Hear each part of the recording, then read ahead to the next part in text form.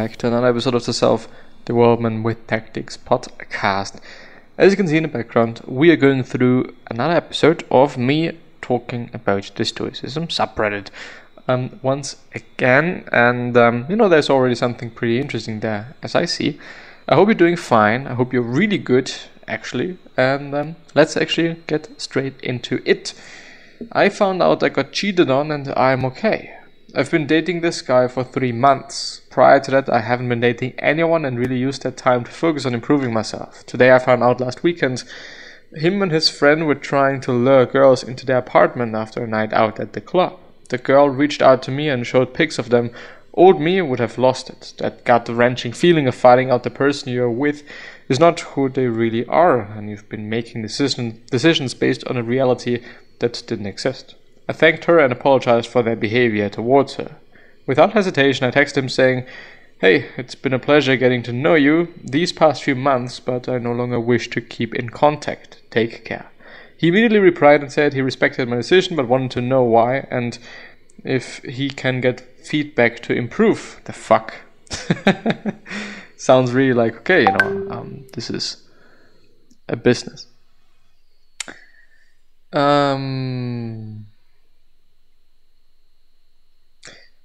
Well, where have I stopped? To improve, I said, I'm all set, it is all good. He was typing something mid-sentence and I blocked him, lol. I feel like he didn't deserve the privilege of knowing how he fucked up. How I'm feeling now? Well, I'm a bit annoyed because of my pride, but I'm not too hurt by it. He treated me well overall and I didn't have a bad gut feeling when I was seeing him. I never was type to control someone. I like to sit back and observe how they move, and if I don't like it, I just leave.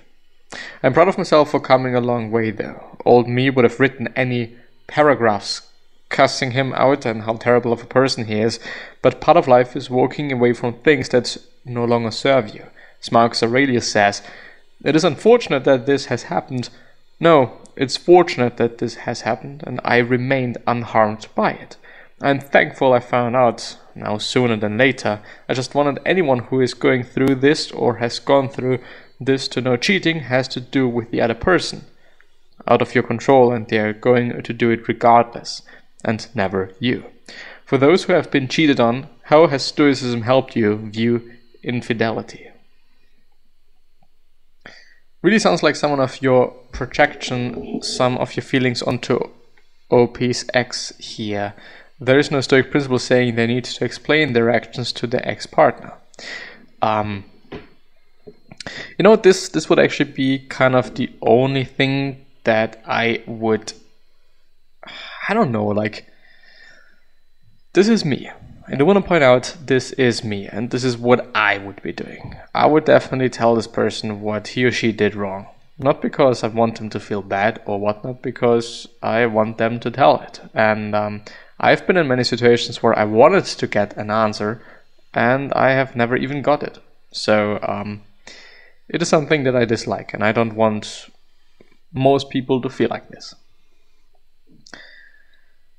Pride in how the situation was handled, blah blah blah blah blah. Be kind, everyone you meet is fighting a hard battle. Socratic?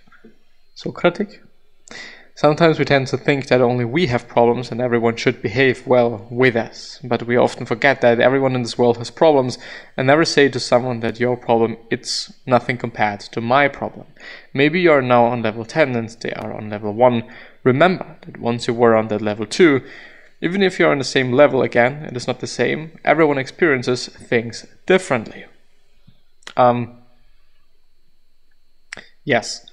I think this is also rooted somewhere in psychology. So I've read it before that when you're talking about a problem with someone and when you notice that someone is seeking therapy because of this, that, and the other thing, and you initially, very important, think like, well, this is not that bad, I'm having it way worse, and why is this person even upset about that? Well, this person is perceiving life in a completely different way than you're doing, or that I am doing, or anyone else. Of course, there's going to be similarities. Of course, there's going to be, similarities, I think. explains it quite well.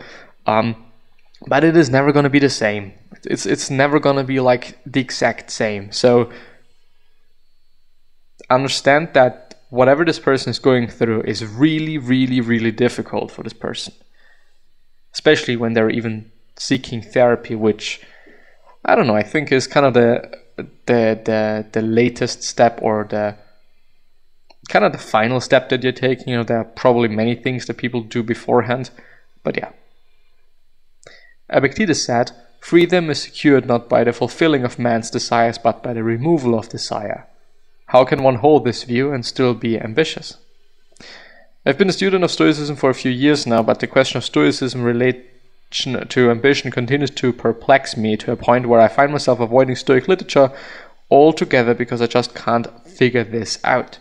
I've read numerous articles and posts trying to justify ambition, but they all lack concrete logic and sound arguments, and usually seem like the authors self-decide into allowing oneself to desire. Let's see what people are saying in the comments. If it loads, you know, there it is. Can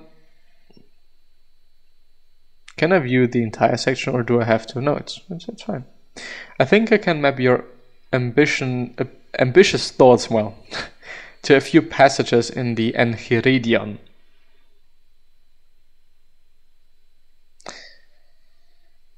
Is it page 17? Might be page 17. Might also be chapter 17. I don't know. Keep in mind that you are an actor in a play that is just the way the producer wants it to be. It is short if that is his wish, or long if he wants it long. If he wants you to act the part of a beggar, see that you play it skillfully, and similarly if the part is to be a cripple or an official or a private person. Your job is to put on a splendid performance of the role you have been given, but selecting the role is the job of someone else. This also has a corollary. If you have taken a role beyond your capacity, you have demeaned yourself in it, and you have also passed up the role you could have filled credibly. I think no matter what you do, Epictetus wants to say here that you have to do it in the best possible way.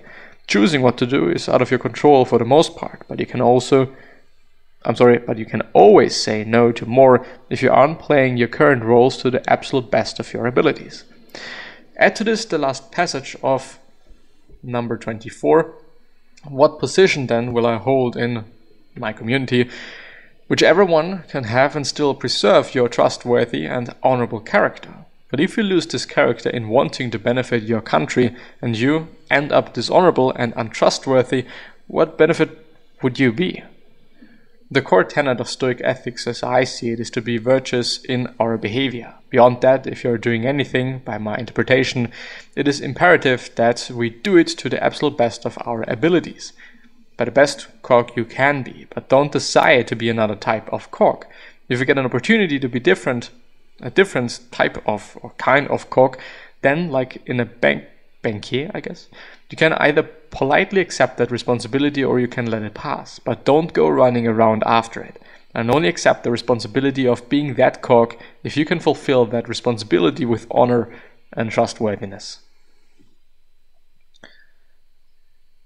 Be process focused and not outcome focused. You can control yourself, and you can't control things that are outside your control. In the end, what I always think is Stoicism might be a really great framework of living, seeing life, and so on and so forth, but it is just a framework. It's just a philosophy. Period. And with this being said, I'm going to end the episode here. See you soon, I at least hope, and bye-bye.